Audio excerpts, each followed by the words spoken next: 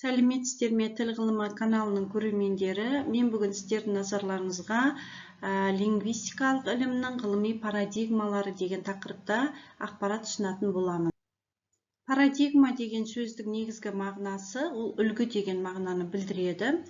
Томас Кун деген ғалым ғылыми төңкеріс құрылымы деген монография жазған, және осы монографиясында парадигма түсінігіне анықтама береді. Оның айтуынша, парадигма дегеніміз белгілі бір ғылыми мәселенің қойылуымен, сол қойылған мәселенің ұсынылған шешімін белгілі бір уақыт аралығындағы ғылыми қауымдастық немесе барлық ғалымдардың мойындаған моделі деп түсіндіреді.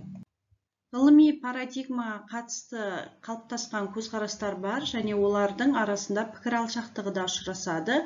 Осындай пікір алшақтығына байланысты олардың бір бағытын позитивизм, екіншісін конструктивизм бағыты деп атайды. Позитивизм бағыты бойынша объективтік шындық ол зерттеушінің, яғни ғалымның жекелеген көзқарасына, ойына, оның құндылықтарына тәуелсіз болады. Ол объективті түсінік деп түсіндірсе, конструктивизм бағытындағы ғалымдардың айтуынша, қандай объективтік шындықты зерттегенде де сол зерттеушінің белгілі бір субъективті көзқарасына, зерттеушінің тәжірибесіне, зерттеушінің қабылдауына ол шындық тәуелді болады деп есептейді.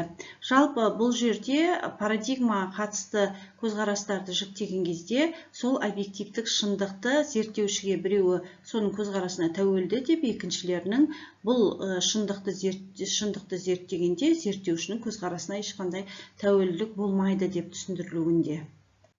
Парадигмаға қатысты көзқарастардың келесі бір тобы абсолютивизм және релятивизм бағытына байланысты. Абсолютивизм бағыты бойынша әлеуметтік әлем мен физикалық әлем жаратылыс заңдарына бағынады, сол жаратылыс заңдар негізінде қалыптасады, сондықтан ол шындық өзгермейді дейді. Релятивизм бағытындағылар білім мен пікірдің арасында айырма жоқ, білім пікірдің бір нұсқасы, және ол пікір немесе білім екеуі де жеке дара шектеледі, әлеуметтік мәдени нормаларға байланысты шектеледі, орны мен уақытқа байланысты өзгеріп отырады дейді. Яғни бұлардың айтуынша шындық тұрақсыз, ол өзгермелі. Бұл жерде парадигманы жіктеудің негізінде әлем бейнесін түсінудегі айырмашылықтар жатыр. Және бұл бағыттағы парадигмада сандық әдіс пен сапалық әдісті екеуін бір-біріне қарама-қарсы қояды. Бұл қарама-қайшылық тіл ғылымында 1980 жылдарға дейін мойындалып келген, содан кейінгі уақытта бұған қатысты көзқарас өзгерді. Лингвистика іліміндегі парадигмаға қатысты айтқан кезде, осы парадигманың белгілері туралы ғалымдар сөз қозғайды. Кубрякованың айтуынша, лингвистикалық парадигманың белгісі үш түрлі болып табылады. Бұлар бір-бірімен тығыз байланысты. Бірінші, бағдарлық алғышарттық белгі. Бұл яғни тіл туралы бұрыннан бар мәліметтерге зерттеудің сүйенілуі, және белгілі бір ғылыми қауымдастық үшін ғылымды зерттеудің мақсат міндеті. Екіншісі, заттық танымдық. Бұл талдаудың тікелей нысанына, талданатын бірлікке және талдау бағытына қатысты болады. Үшінші, процедуралық дейді, яғни қандай әдістер таңдалып зерттеу жүргізілетіндігіне байланысты. Лингвистикалық парадигма белгісіне қатысты Алпатованың айтуынша, зерттеудің идеясында, зерттеудің әдістерінде және зерттеудің аясында өзгерістер болады дейді. Фрумкинаның айтуынша, 20 ғасырдың 50-90 жылдарында, яғни осы 40 жылдың ішінде лингвистикалық парадигма түгелдей өзгерді, толықтай ауысты дейді. Лингвистиканың зерттеу әдісі, зерттеу пәні, моделі, лингвистикалық сипаттама жасаудың метатілі толықтай өзгеріске ұшырады дейді. Қазіргі лингвистикалық парадигманың негізгі сипаты ол көп пәнділік сипат алды дейді. Бұл ойды Хамутова да жалғастырады. Хамутованың айтуынша, қазіргі лингвистика бұл полипарадигмалды, яғни көп парадигмада зерттелетін ғылыми зерттеу нысанына айналды деп 21 ғасырдағы лингвистикалық парадигмалардың ішінде Кубрякова ұсынылған когнитивтік дискурстық парадигма туралы көбірек айтылып жүр. Бұл когнитивтік дискурстық парадигмада негізгі лингвистиканы зерттеу пәні өзгерді. Бұл дискурс деп түсіндіріледі және оның зерттеу әдістемесі когнитивтік сипатта болады дейді. Бұл кез келген атаудың мазмұнын зерттегенде оны антропоөзектік және функционализм тұрғысынан зерттеу керек дейді. Яғни тілді зерттегенде дискурста, яғни қолданысында мәтінді және соны түзуші, қабылдаушы адамдармен бірге адамды тану үшін және қолданыстың үстінде зерттеу керек дейді. Және осы когнитивтік дискурстық парадигма әрине осыған дейінгі парадигмалар алған нәтижелерге, зерттеу нәтижелеріне сүйеніледі. Және Кубрякованың айтуынша когнитивтік дискурстық парадигмада жалпы деңгей дискурстық талдаған кезде оның екі деңгейі есепке алынады: жоғарғы қабаттағы құрылымы және терең қабатты құрылымы. Жоғарғы қабатты құрылымын оның дискурстың негізінде түзілген мәтіндердің жиынтығы түзілсе, ал оның терең қабатты құрылымын талдаған кезде сол мәтіндердің түзілуіне ықпал еткен әлеуметтік мәдени мәнмәтін негізге алыну керек дейді. Осы екі деңгейді қоса алып барып дискурстық талдау. Жалпы лингвистикадағы парадигмалар туралы айтқанда, оны екіге жіктеу қалыптасқан. Біріншісі дәстүрлі және екіншісі антропоөзекті. Дәстүрлі парадигмаға негізінен салыстырмалы тарихи парадигма және жүйелі құрылымдық парадигма жатқызылады. Дәстүрлі парадигмалар бұлар хронологиялық бірізділікке ие, яғни бірінен кейін бірі пайда болған және олардың атаулары айтып тұрғандай, сол парадигмада, мысалы салыстырмалы тарихи парадигмада салыстырмалы тарихи әдіс қолданылса, жүйелі құрылымдық парадигмада құрылымдық жүйелілік әдісі қолданылады.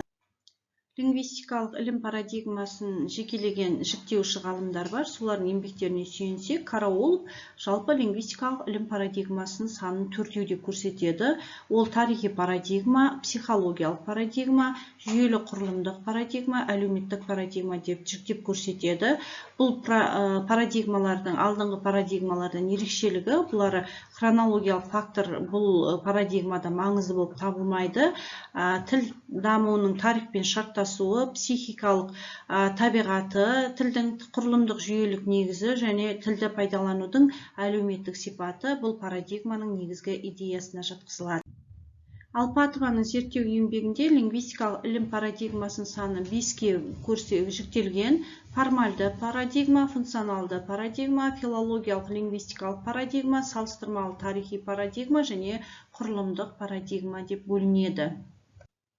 Осындай лингвистикалық ілім парадигмасын 6 топқа жіктейтін ғалым Киклевич.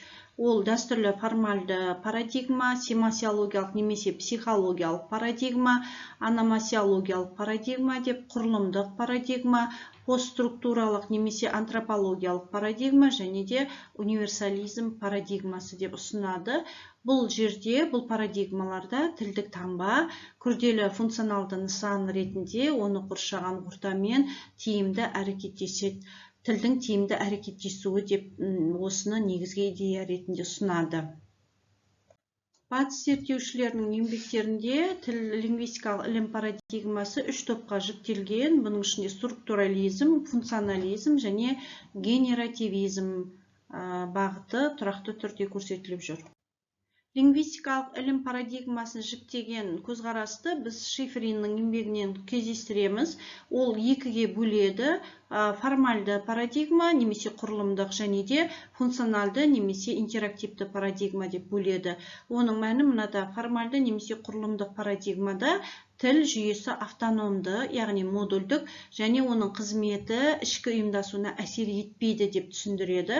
Ал функционализм немесе интерактивті парадигма бойынша зерттеу екі ережеге сүйенеді. Біріншісі, тілде қызмет бар және ол тілдік жүйеге қатысты алғанда оның қызметі сыртқы болып саналады дейді.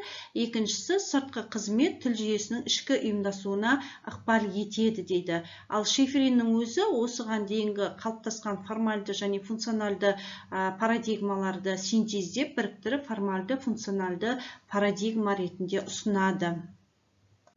Қазіргі лингвистикалық ілім парадигмасының негізгі сипаты интегралды деп есептеледі. Оның интегралдылығы зерттеу нысаны тілді немесе мәтінді социумды алып, белгілі бір әлеуметтік топта алып, және санамен байланыстырып, тілдік жүйе ретінде қарап, және мәдениетпен байланыстырып зерттеуінен айқын көрінеді. Қазақ тіл ғылымында жалпы тіл білімінің парадигмасына қатысты зерттеу жүргізген еңбек Оразалиеваға тиесілі. Ол қазақ тіл біліміндегі когнитивтік парадигмаға қатысты 2007 жылы зерттеу жүргізген. Осы зерттеу еңбегінде қазақ тіл танымының негізгі кезеңдерін 5-ке бөліп көрсетеді. Бірінші кезеңіне Ахмет Байтұрсыновтың, Құдайберген Жұбановтың, Сәрсен Аманжоловтың және тағы басқа да ғалымдардың, яғни 20 ғасырдың 20-45 жылдарының аралығындағы зерттеуді жатқызады. Бұл тілтану парадигмасының қалыптасу кезеңі деп түсіндіреді. Екінші кезеңі тілдік бірліктердің танымдық парадигмасы дейді. Бұл 20 ғасырдың 45-70 жылдарының аралығы. Бұл кезеңге кіреді. Оған Сауранбаевтың, Мұсаевтың, Кеңесбаевтың және тағы басқалардың зерттеу еңбектері енгізіледі. Үшінші, тілтанымдық қағидалардың жалпы теориялық парадигмасы дейді. Бұл кезеңге 20 ғасырдың 60-80 жылдарындағы Какен Ахановтың, Қордабаевтың, Қасеновтың тағы басқалардың зерттеулері жатқызылады. Төртінші кезең бұл тілтанымдық этюдтер парадигмасы деп аталады. 20 ғасырдың 70 жылдары мен сол 20 ғасырдың 70 жылдарының аяқ шені. Бұл жерде Әбдуәли Хайдар, Рабиға Сыздық, Шора Сарыбаев, Болғанбаев, Жанпейісов, Жанұзақов, Исаев тағы басқа ғалымдардың еңбектері негізінде топтастырылады. Бесінші, қазіргі когнитивтік парадигмалар деп 20 ғасырдың соңы мен қазіргі кезеңге дейінгі уақытты көрсетеді. Оразалиеваның жалпы қазақ тіл біліміндегі когнитивтік парадигманы осылайша кезеңдерге бөліп көрсетеді. Тіл ғылымдағы лингвистикалық ілім парадигмасы өзі бір-бірімен сол қолданатын әдістері арқылы ажырайды. Осындай әдістердің біреуі сөзге семантикалық концептуалды талдау әдісі немесе концепт құрылымын талдау әдісінің үлгісін бергіміз келеді. Бұл талдау жасаған кезде негізінен үш нәрсеге көңіл аударады. Бұл образ ретіндегі және сол сөздің ақпараттық мазмұнына, зерделену өрісіне көңіл аударылады.